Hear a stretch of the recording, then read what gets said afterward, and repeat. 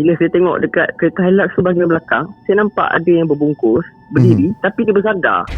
Kemudian bila saya nampak dia saya ingatkan macam kapet ke apa. Ingatkan kapet ke apalah. Saya pun macam okey, brother ni bawa balik malam, bawa balik kapet kot. Lepas tu bila saya saja nak dekat bawa motor, bila dekat saya tengok yang saya nampak bentuk susuk tubuh tu bukan kapet lah. Memang saya boleh nampak dengan jelas. Saya macam terkejut. Saya macam ya Allah, saya kata ini bungkus ni. Assalamualaikum, hai, saya Hafiz. Hai, saya Syuk. So seperti biasa, Santai Chill akan membawa anda mesai pengalaman kisah misteri. Okay guys, sebelum kita mulakan video, aku nak bagi tahu ilmu ni penting. And apa ilmu kena belajar. Nak belajar kat mana? Export Overseas Academy, yang mana platform ni adalah platform yang terbaik di mana korang nak cari duit tepi. Student ke, cari rumah ke, ataupun korang ni adalah siapa-siapa yang nak cari duit tepi, join kelas ni. Betul. Dan aku yakin ramai korang tahu pasal eBay ni, tapi tak tahu macam mana nak set up, macam mana nak guna. Jadinya korang masuk kelas Dr. Zul Arifin ni. Sebab apa? Sebab dekat kelas ni korang boleh belajar secara online ataupun face to face. Dan korang boleh pilih tarikh yang korang nak dekat link di description bawah. Lagi daftar sekarang.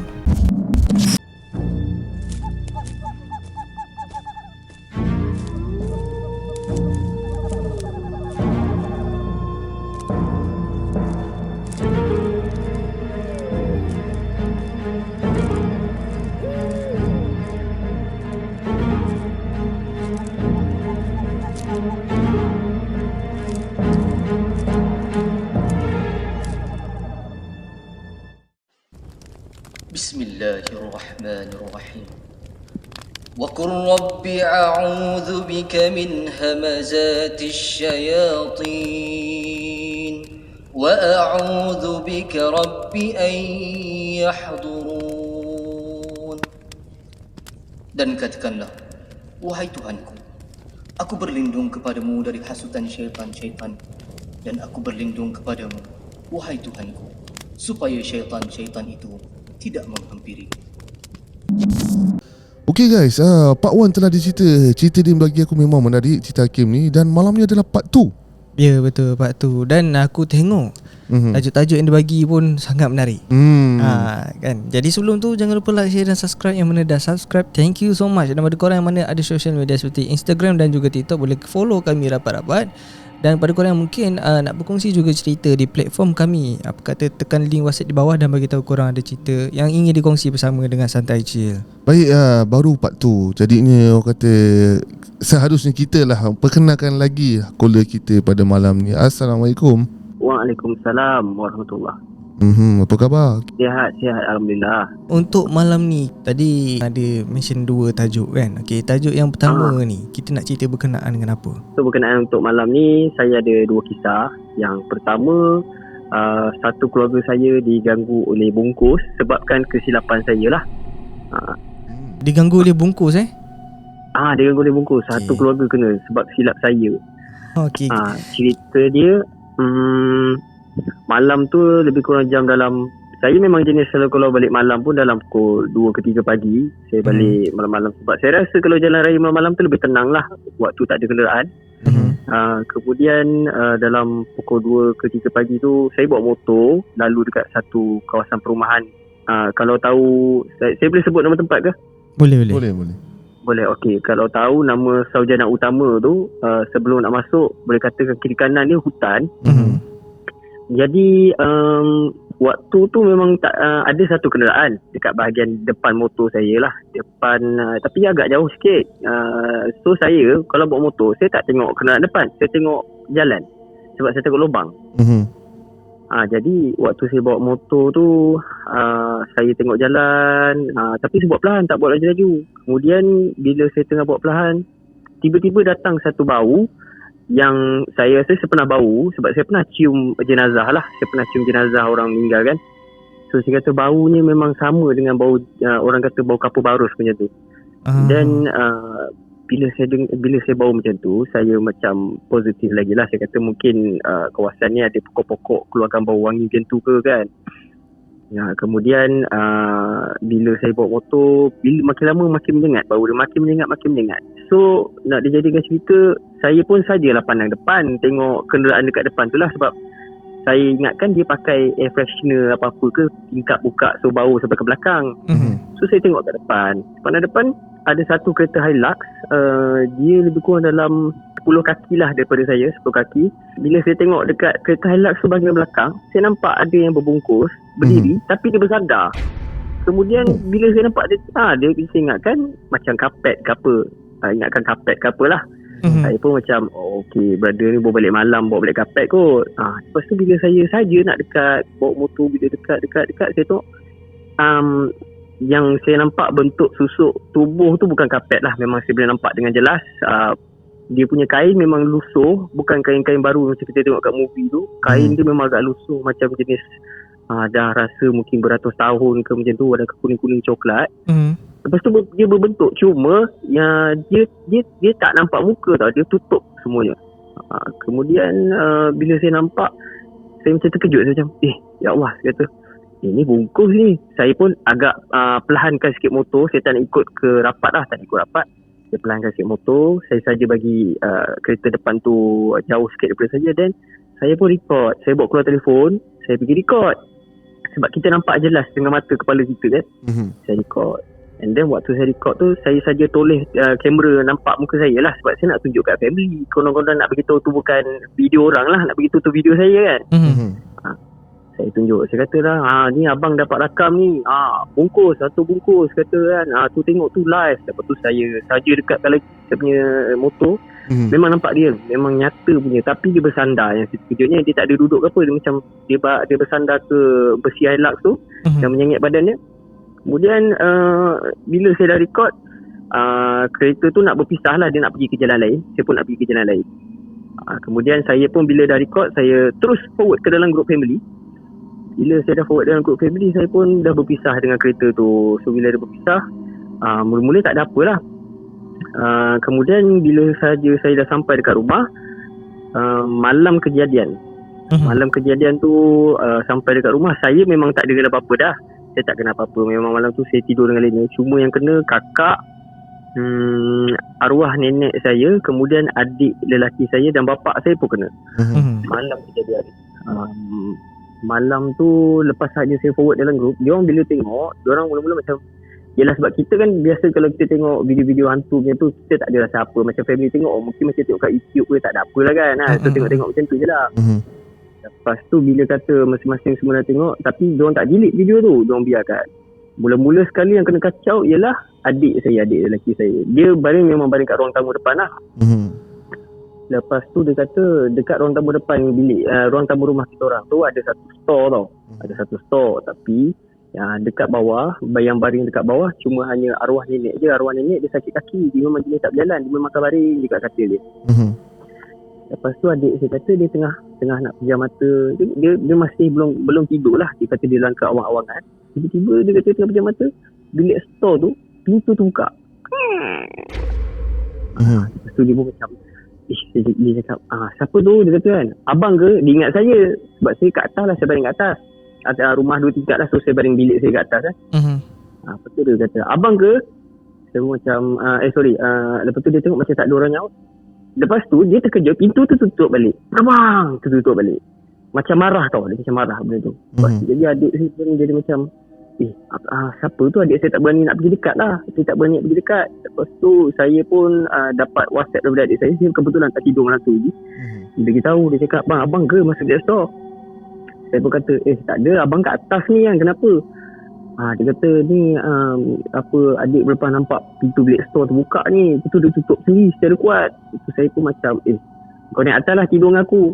Dia nak naik atas tu, waktu dia nak naik atas tu, pintu bilik store tu terbuka sekali lagi. Dia buka je, dia terbuka je, dia pun terus dia menjerit kat bawah tu juga dia menjerit. Dia tak tahu nak buat apa dah, nak lari pun tak boleh. Dia sangkut kat situ.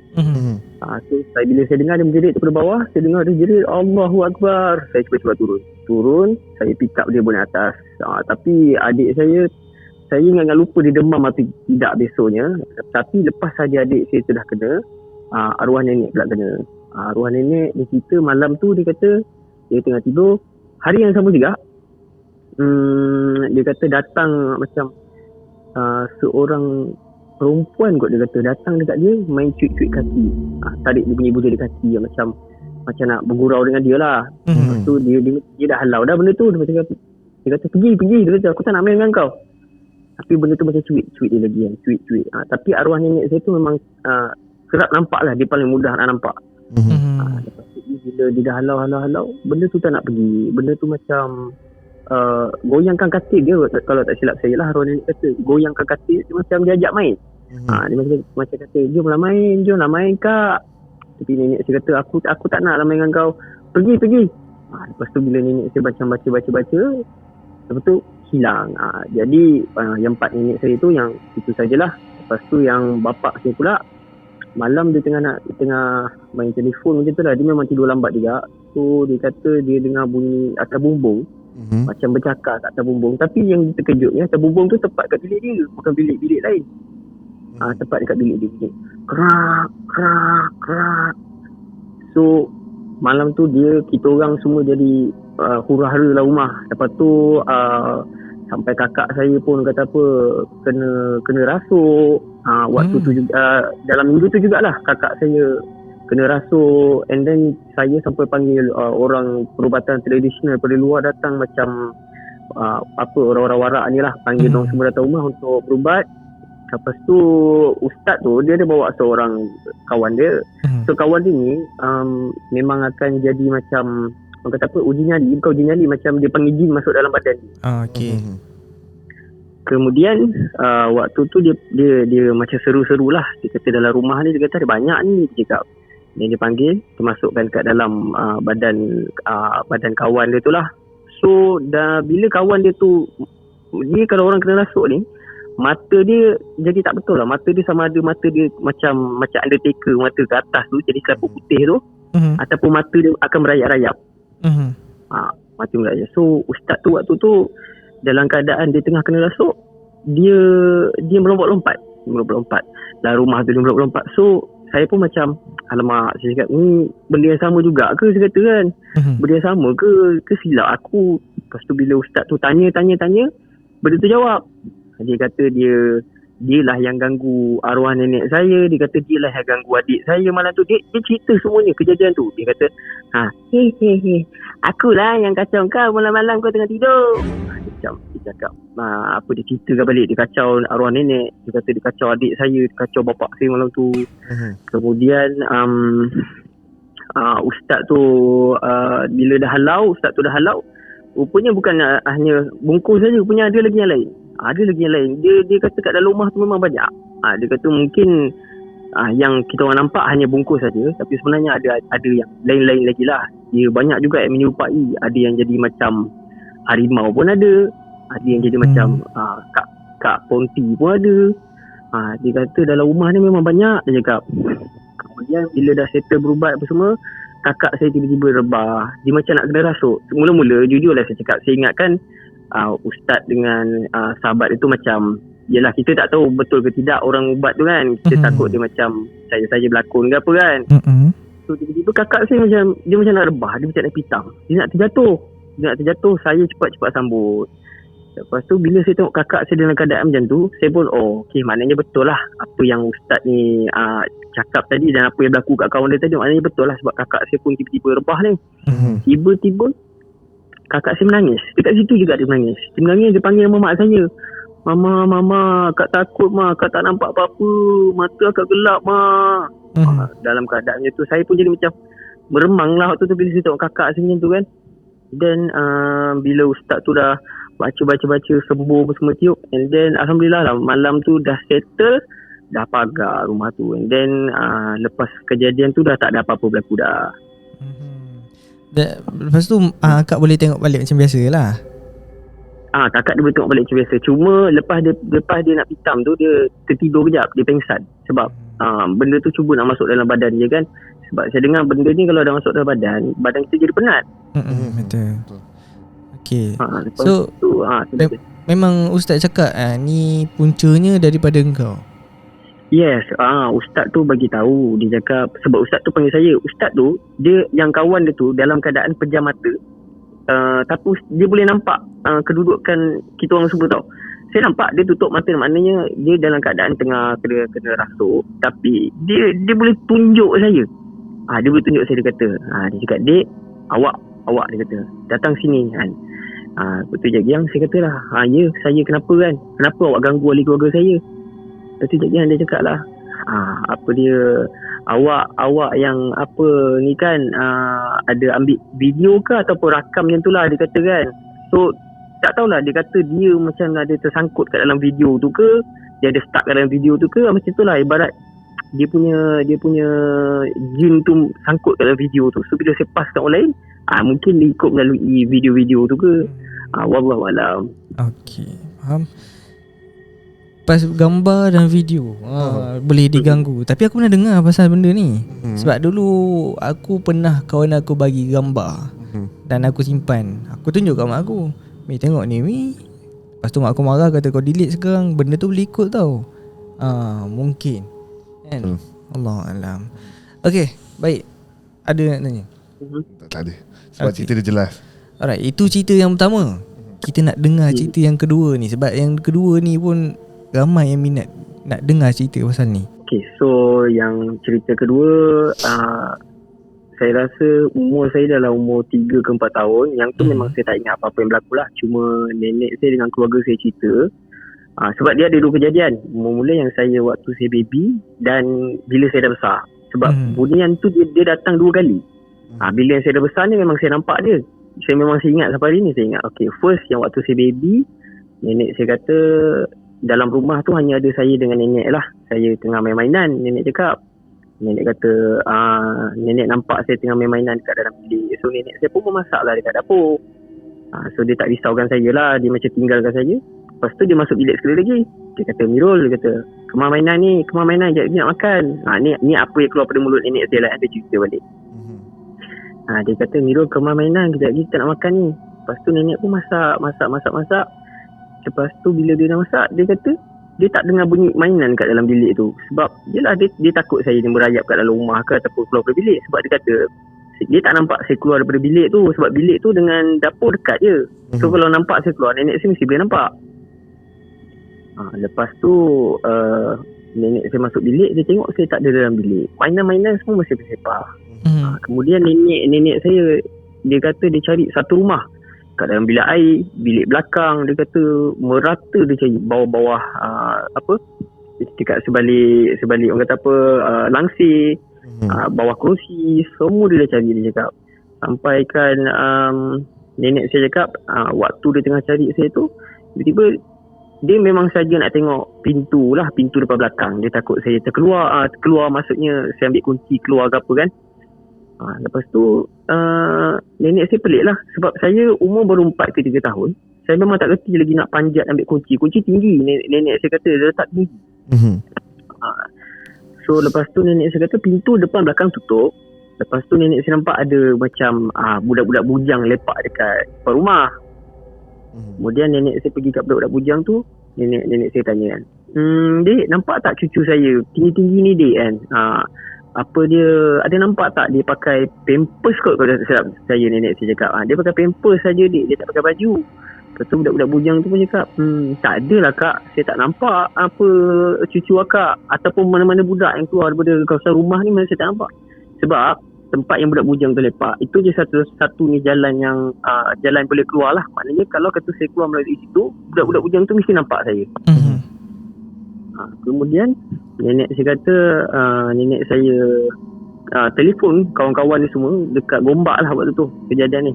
Nenek saya call kawan-kawan dekat Gombak, dia minta pertolongan kawan-kawan dia. Dan nenek saya takut saya ni kena colek dengan manusia. Nenek saya takut saya kena buat lari dengan manusia.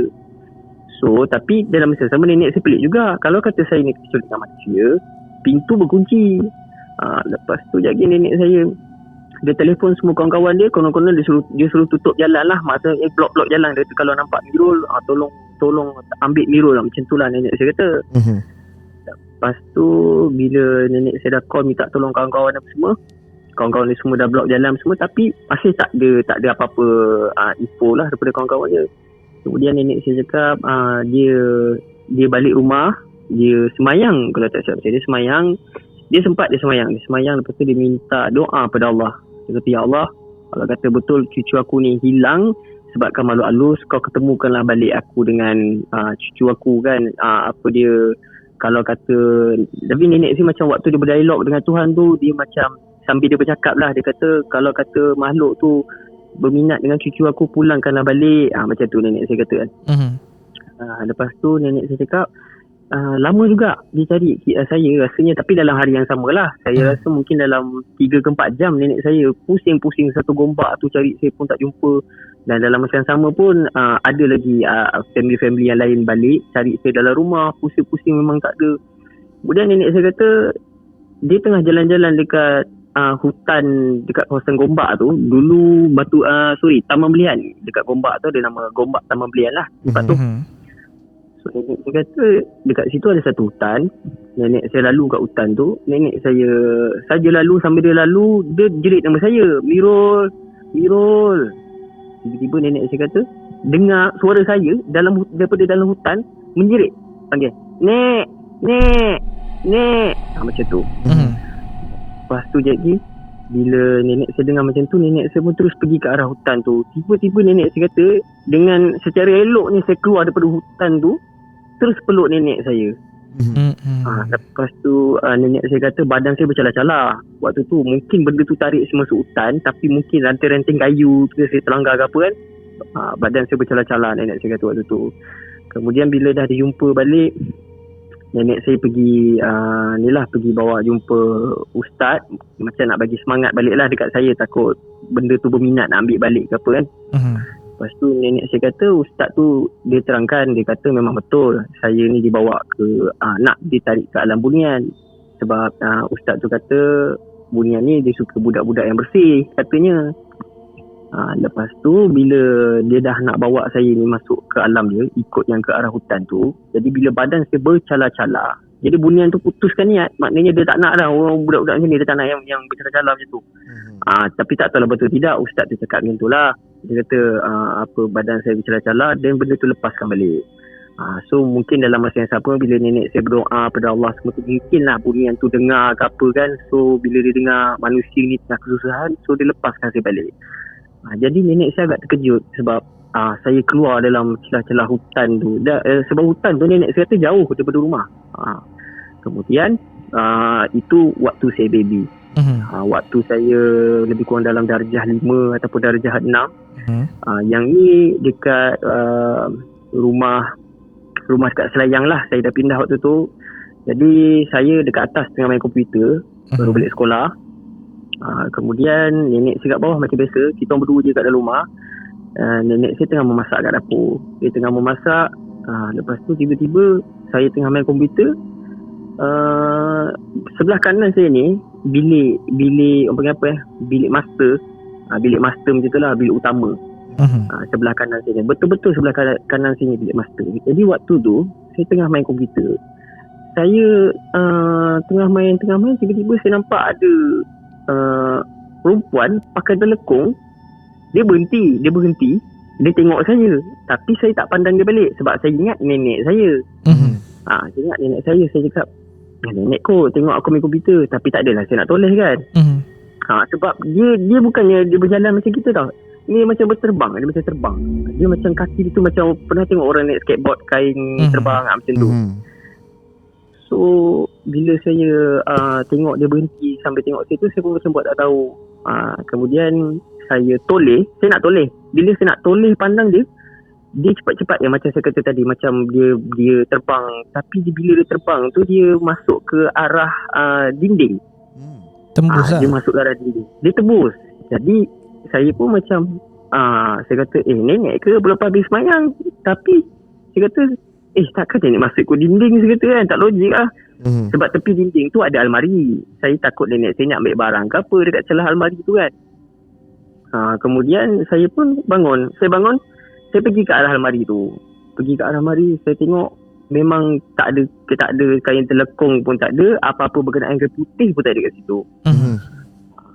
Bila kata saya dah nampak macam tu, saya pun apa lagi, saya tutup komputer saya, menjerit. Saya panggil nenek saya turun bawah. Lepas tu saya cerita kat nenek saya, kata, "Nek, orang nampak ni nek, macam perempuan pakai telekung lalu melintas bilik tu, tapi masalah dia siap boleh berhenti tengok orang tengah buat apa." Betul, nenek saya lah, dia kata mungkin juga tu bunian yang pernah culik kau dulu. Dia datang mungkin jenguk kau, dia tengok kau sihat ke tidak kan. Lepas tu bila dah lepas daripada kejadian yang saya nampak tu, ni malamnya pula. Malamnya lepas saya nampak perempuan pakai telekong tu, waktu saya nak tidur, bilik gelap. Jadi memang dengan mata yang nyata lah saya nampak bilik gelap. Tapi saya tak tahu, bila saya ni dah nampak sesuatu, saya jadi takut nak tidur. Lepas tu bila saya cuba nak pejam mata, tiba-tiba saya nampak pintu kita kan, kalau kata ada cahaya daripada luar, kita boleh nampak cahaya tu tembusi dekat bawah lantai. So bilik kita akan terang sikit lah. Lepas tu waktu tu saya buka mata sikit, and then saya tengok sekeliling. Saya tak tahu, memang saya akan terfikir. Saya kata saya macam fikir, perempuan tu makcik telekong tu nak datang balik ke. Lepas tu bila saya dah fikir, saya cuba nak pejam mata. Tiba-tiba dalam pukul 4 pagi saya tersedar. Tak tahu kenapa saya tersedar waktu tu. Saya nampak dia masuk daripada bawah pintu yang kecil tu, tapi dia menyerupai cahaya. Dia masuk bawah pintu Dia masuk bawah pintu tu. Dia menyerupai cahaya, tapi dia tak terbang. Dia berjalan, okey kan, kita baring kat atas katil. So bila ada cahaya bawah tu bergerak, kita boleh nampak benda terang. Dia jalan sana, dia pusing lagi, patah balik ke pintu. Saya pun macam Allah Akbar, saya kata apa pula yang datang ni, saya cakap kan. Pukul 4 pagi dah lah, saya seorang tak tidur. Family waktu tu kita boleh kata saya, adik saya dengan mak saya lah tidur dalam bilik. Diorang dah tidur, so saya lah waktu tu nampak. Kemudian bila saya nampak macam tu, sebelah kanan saya ada mainan. Ambil mainan tu, saya baling kat arah cahaya tu. Saya baling. Lepas tu saya macam tak lari cahaya tu. Bila saya baling, dia berhenti. Bila dia berhenti, saya pun macam ya Allah, saya kata dia berhenti pula, saya kata kan. Lepas tu dia bergerak lagi, dia bergerak ke kiri, dia bergerak ke kanan, dia bergerak ke kiri, dia bergerak ke kanan. Sampailah kesudahannya saya kejut mak saya kat sebelah. Saya kejut, Ma, bangun kan. So mak saya macam, kenapa awak tak tidur pukul 4 pagi kan? Saya ceritalah kat mak saya, dan mak saya pun bila dengar macam tu, dia dia baca-baca sikit, dia tiup kat muka. Tapi saya masih takut nak tidur bila dah nampak cahaya tu, dengan terfikir yang makcik dekat telekong tu datang lawat saya waktu tu. Tapi lepas kata kejadian tu, alhamdulillah lah sampai ke hari ni saya tak ada jumpa apa-apa mengenai tentang bunian lah. So dua cerita untuk hari ni. Okey, yang cahaya tu tak nampak muka lah kan? Dia memang tak nampak muka. Dia macam ibarat ops. Ada bentuk tubuh orang atau bulat? Dia bulat. Dia bulat. Sebab saya terkejut ni, dia masuk daripada tiba-tiba dia tak ada berlangganan pintu bunyi gerger. Tak ada. Sebab dia bilik bawah tu, yang saya perasan bawah pintu tu memang dah ada cahaya. Tapi cahaya tu tiba-tiba berpisah daripada cahaya pintu tu. Itu yang saya terkejut. Saya macam kata cahaya memang ada bawah pintu, tapi cahaya tu boleh berjalan pula. Dia pergi ke bocor katil hujung sana, dia patah balik ke arah dinding ke tingkap, dia patah. Tapi dia main belah bawah, dia tak terbang ke atas. Dia dekat bawah tu saja dia main. Lepas tu pernah tak terfikir kan, kenapa lah aku ni asyik nampak ada kisah pula macam kena culik dulu. Pernah tak merungkai kenapa semua tu jadi? Ya, kalau kata dalam kalangan family, saya ada keistimewaan ni lah. Lepas saja umur saya dah lepas 18 tahun, sebenarnya macam-macam lagi yang saya nampak. Tapi saya cuma positif lah. Sebab dulu kalau saya nampak, memang saya demam. Bila nampak je demam. Sekarang ni bila nampak, saya buat tak tahu. Sebab saya malah nak melayan. Dan sekarang masih lagi nampak ke bunian tu? Bunian tak ada, tapi benda lain ada. Macam baru-baru ni, bulan lepas, saya bukan nampak 100%. Saya cuma nampak benda yang dia datang niat nak ganggu saja. Lepas tu bulan lepas saya balik dalam pukul 1 ke 2 pagi. Bulan lepas ke 2 minggu lepas macam tu lah. Saya balik pukul 2 pagi. Kemudian saya saya bawa kereta macam biasa. Dalam keadaan isteri saya dekat sebelah. Lepas tu dia dah tidur, tapi saya seorang je nampak waktu tu dekat jalan raya. Sebab saya memang kerap nampak bila memandu malam. Cuma yang ni saya nampak dia macam budak kecil. Dia tiba-tiba dia muncul macam tu. Saya tengah bawa kereta dan lampu cahaya tu dia melalui bawah, dia bukannya dia atas kan. Saya tengah bawa tiba-tiba dia muncul, dia berhenti kat tengah jalan. Lepas tu saya pun terkejut, saya break mengejut. Isteri saya bangun, dia kata, yang apa pasal? Ni yang budak ni, yang depan kereta budak ni, gila ke publik dia depan dia. Saya cakap macam tu. Lepas tu jadi bini saya kata, yang ini apa, awak jalan je lah. Tapi waktu bini saya kata jalan, budak tu dia berlari, dia masuk ke arah gelap macam tu lah. Dia masuk ke arah gelap.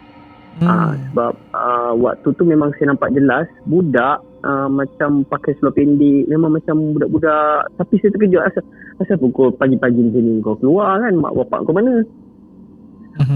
Kemudian bila saya dah nak jalan tu, saya ikut ke arah budak tu berlari lah. Tiba-tiba saya tengok budak tu hilang, memang tak nampak dia lari kiri ke kanan. Sampai je dekat rumah, isteri saya kata, dia cakap, sebenarnya saya tak nampak apa yang awak seorang je yang nampak tadi tu. Saya kata, ya Allah, saya kata apa pula dia nak ganggu malam-malam ni, saya kata.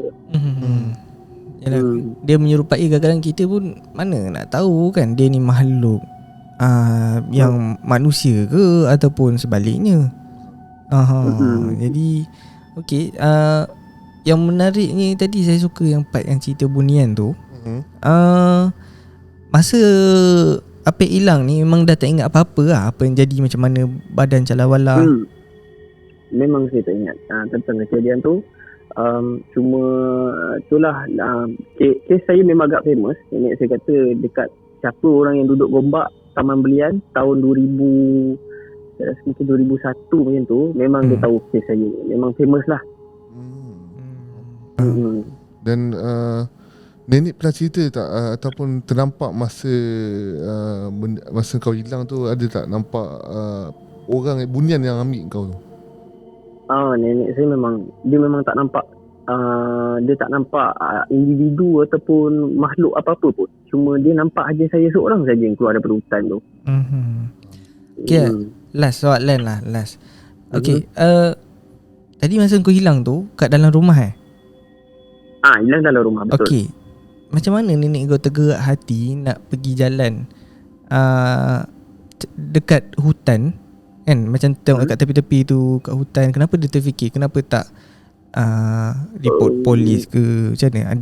Ada insting dia sendiri ke macam mana? Ada pernah tanya? Okay, first nenek saya kata kalau dia nak report polis, dia kena 24 jam kehilangan. Okay. Sebab saya hilang rasa tak sampai beberapa jam lah, rasa mungkin 3 ke 4 jam itu saya hilang. So yang bahagian nenek saya pergi ke hutan tu, sebab dekat kawasan Gombak Taman Belian tu pusing-pusing pun dekat situ saja. So nenek saya dah pusing kawasan hutan tu dah berapa kali dah sebenarnya. Cuma yang last kali dia pusing dekat kawasan hutan tu, dia bukan tergerak hati, tapi memang dia nak pergi penjuru ke penjuru. Dia nak tengok adakah saya ni dekat setiap penjuru macam tu. Dan bila last kali penjuru yang dekat hutan tu lah yang dia nampak. Kayaknya dulu kawasan tu memang kawasan hutan lah, atau sekarang memang masih lagi hutan? Sekarang saya tak pasti, cuma zaman tu memang zaman hutan. Memang bukan zaman hutan. Maksudnya memang tempat tu penuh dengan hutan dekat Gombak. Okay, faham. Alright, okay, menarik cerita pada Apek. Penceritaan jelas kan. Jadi kita pun apa nak tanya, sebab aku suka cara Apek ni cerita. Buatkan kita nak tanya tu orang dah tak ada, sebab memang clear betul lah. Aku dapat membayangkan jalan cerita tu. Okay, baik. So terima kasih Apek kerana sudi berkongsi dua cerita ni. Tapi hari tu list macam banyak lagi cerita kan. InsyaAllah. Alright, okay, baik. Jadi macam biasalah, kalau korang masih berminat nak dengar cerita Apek ni, boleh komen dekat bawah nak part yang seterusnya. Sebelum tu mungkin Apek ada sepatah dua kata nak kongsi dengan pendengar Santai Chill. Saya cuma nak kongsikan, kalau kata macam kita ni tak cukup ilmu lah, kata kita tak cukup ilmu, macam ada ahli kalangan kita, keluarga semua tak cukup ilmu, macam kurang solat, kurang sembahyang, lepas tu rumah pun kurang bacaan Quran. Saya minta untuk semua saudara kita kat luar sana yang beragama Islam, kalau boleh praktikkanlah rumah tu, biarlah bergema dengan ayat-ayat Al-Quran, lontaran ayat Al-Quran. ataupun solat sekali dengan family ke, ataupun solat sendiri ke, terpulang untuk masing-masing. Betul. Ini salah satu teguran yang jarang aku dengar. Kan, untuk praktikkan semula. Walaupun sebenarnya benda ni benda wajib. Betul. Kan, kita sebagai Muslim sepatutnya kena ada kesedaran bahawa benda ni sebenarnya bila kena ingatkan ni malu habis. Nampak sikit. Ini teguran untuk kami sendiri jugalah kan. Untuk kami sendiri yang mana mungkin terkurang. Jadi kita jangan sibuk sangat nak kejar sunat benda lain, sampai benda wajib pun kita tinggal. Sampai sini saja video untuk kali ini. Sebelum kita tamatkan video kali ini, suka untuk saya ingatkan bahawa dalam kelas Export Overseas Academy, korang akan belajar banyak benda tentang eBay. Dalam ni ada 5 chapter dan antara yang korang akan belajar adalah macam mana korang nak set up account eBay, macam mana nak cari produk yang sesuai dan macam mana nak withdraw duit ke Malaysia dalam USD. Ya, dan yang paling penting korang kena ingat, duduk dekat Malaysia gaji USD, Mat. Ya, betul. Jadi jangan lupa like, share dan subscribe. Yang mana dah subscribe, thank you so much. Jumpa di next video. Assalamualaikum. Bye-bye. Bye-bye.